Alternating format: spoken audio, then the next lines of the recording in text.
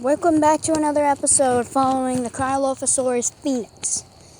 The last episode we cut off after Rage stole his meal. He also curb stomped a Utahraptor until its brains looked like jello. He found out he was being stalked. He killed a Therizinosaurus after being left with no other choice. He followed through on murdering a juvenile Allosaurus beforehand as well. Here we carry on. He's starting to feel having that galley stolen. Hunger is driving him. But soon enough he'll find out that hunger and dinos are not the only thing trying to kill him. A rock slide happens, and he is almost immediately knocked out.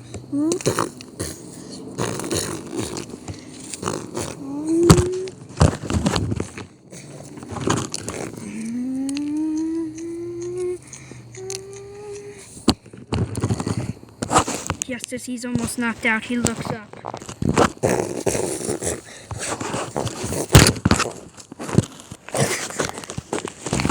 We wake up. 30 minutes later, not knocked out for long. Phoenix is almost completely buried. Now the hunger is also becoming cramping in his stomach. He figures that if he doesn't get out soon, he won't get out at all. The good thing about Phoenix is that his natural colorations, most predators will walk by just thinking he's one of the many piles of rocks. But smaller ones that wander too close, they'll know better. They may try and take his life. Phoenix tries to shake violently, but realizes that the worst he hasn't realized is that the giant boulder that knocked him out flew back and pinned his tail, making him almost completely immovable, so shaking is out of the question. Just then he feels the rapid pain of an ant bite. He realizes he's on top of an entire mound. And the pain is immeasurable. But those ants will be the very reason why he will go on to tell its future mates the tale of how ants saved his life.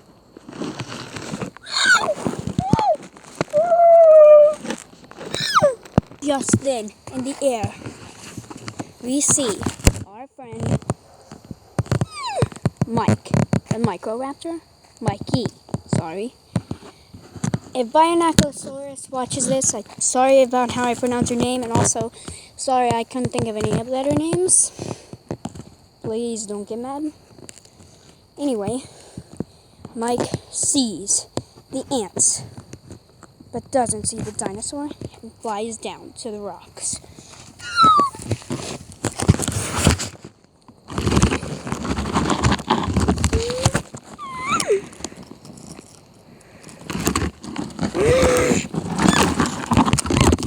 He backs off after realizing that he's on top of a Carlophosaurus. But the cryo just got an idea. Maybe he can bargain with the dinosaur.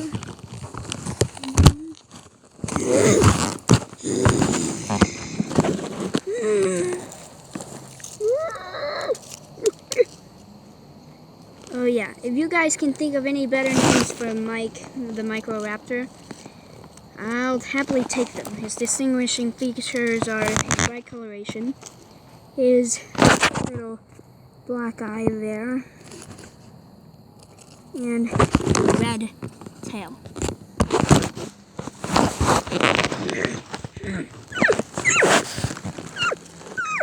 A few minutes later, they've struck a deal. If the Microraptor can get off the rocks, all of them except the tail rock, then the Phoenix should be able to break free, and he'll let him eat the ants in peace. So, the Microraptor begins to dig off the rocks. Most of them come fairly easy with his talons. Some he has to move with his beak, grabbing. But almost all of them are off. But here comes the big one. This one is pinned down in one of his arms. He begins to try and pick it up, but he can't. So he uses his beak to pry it free of the ground. And he gets it off. Next, he uses his wing to pry off this one. And soon enough, all the rocks are free, except for the one on his tail. Phoenix figures he can get this one off and begins to shake violently. But he still can't get it. He begins to cry out.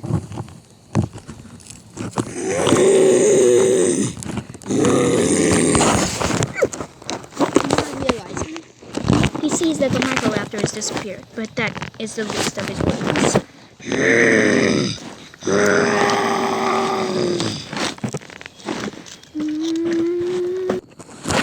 About 100 yards away, or more, the Carnotaurus sees the struggling Phoenix. He figures this would be his time to strike. But just then, Phoenix gets saved. Phoenix sees the beast and begins shaking even more violent. And then he's free.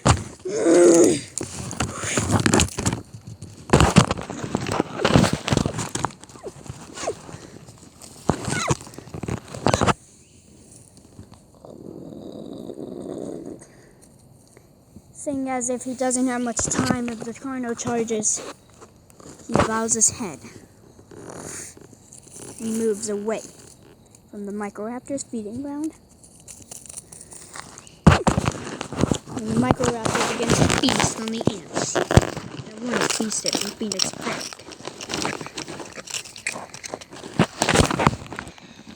Looks like the Carnotaurus failed his hunt.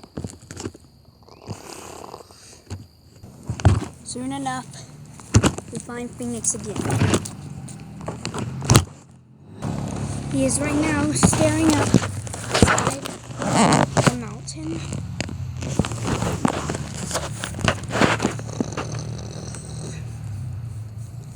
He knows of the drought that happened there, but after the severe rain of yesterday, he figures that just maybe the water has returned. And he'll be able to find it, bathe. So he continues up the dried mountain river path. This will be a long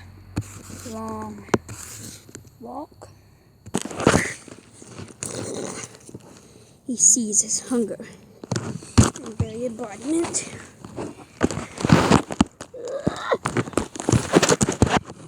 Mere 10 feet away lies a Pachycephalosaurus juvenile.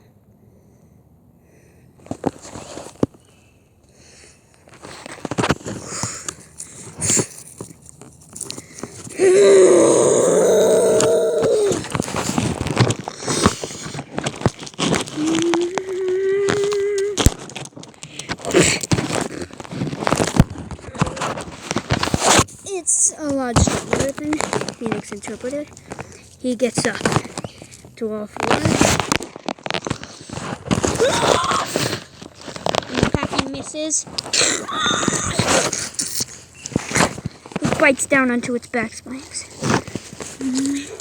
It falls over and then whips him with his tail and tries to run. As it makes its attempt into the underbrush, it trips.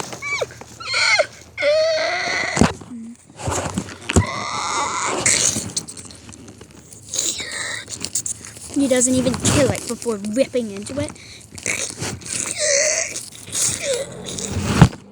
The Pachycephalosaurus was not all that Phoenix had hoped for. It was small, bony, and the small meat that it did have was stringy, not filling. But it empowered him enough to make it to what is called The Sauropod Canyon, although the name might change soon. The fate of the sauropods is running downhill. They keep getting their babies killed by dinosaurs, and this is where the incriminating but not seen T-Rex family is coming to play once more. And soon enough, it will happen again. It's now late day. Phoenix is starving, but he sees easy prey. Commonly called by scientists a meatball on legs, it is a child of a Brachiosaurus. Still the size of the Cryolophosaurus. It will spook easy and is not big enough to crush him. It's slow, and with no parent around,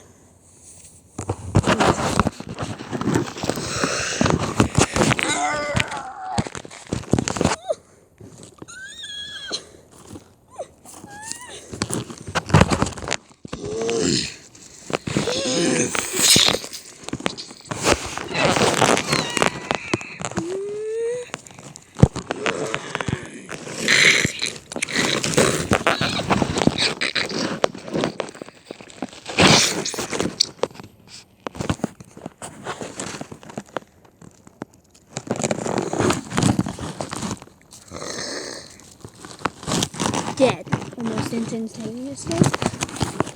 The neck completely open. All the veins are in it.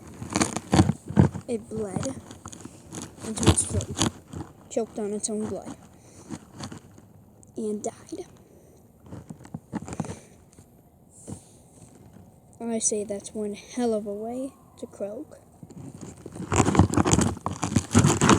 And he certainly agrees. And just as he's about to feast,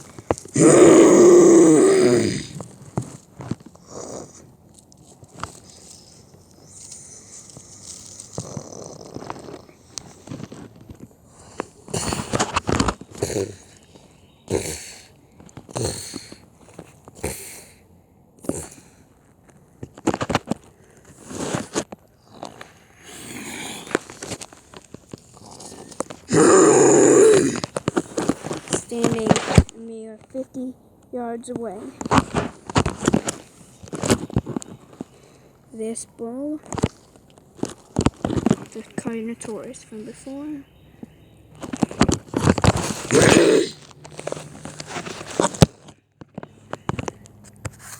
Phoenix, with a nice juicy fresh corpse next to his foot, just as it had played out. Phoenix will not be giving up this kill, though.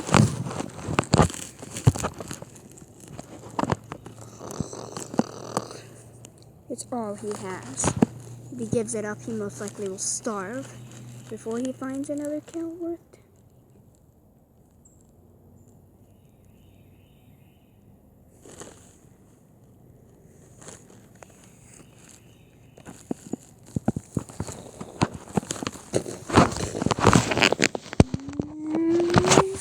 So a fight it will be.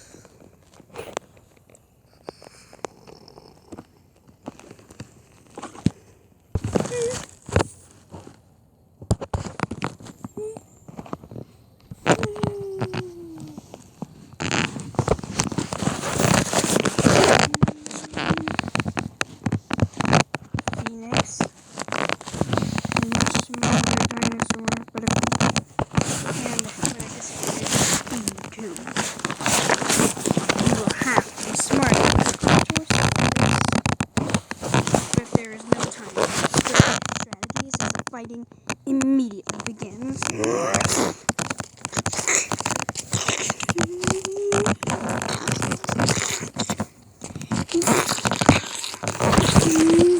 Phoenix is almost immediately put down.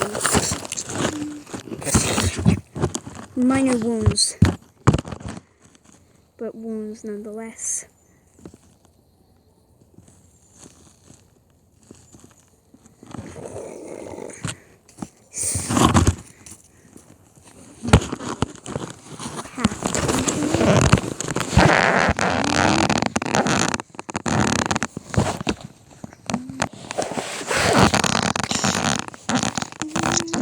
They lock into each other.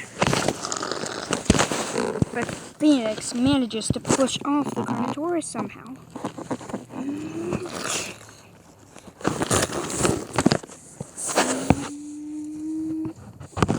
Then the Carnotaurus knocks him back. Phoenix knows that he'll die before he gives up this carcass. But then he gets an idea. And the Carnotaurus is about to charge.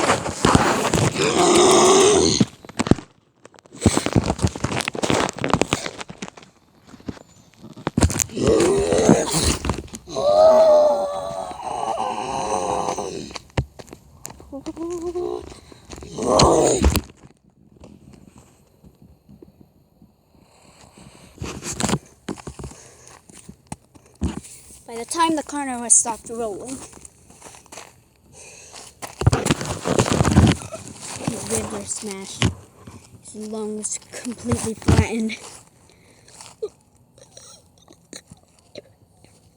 both broken legs, arms shattered. He will be left to die. And the winner of this fight is none other than Phoenix.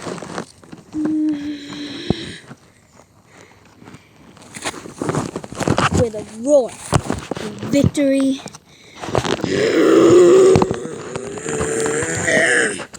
he begins to feast. And that will conclude our episode of Dinosaur.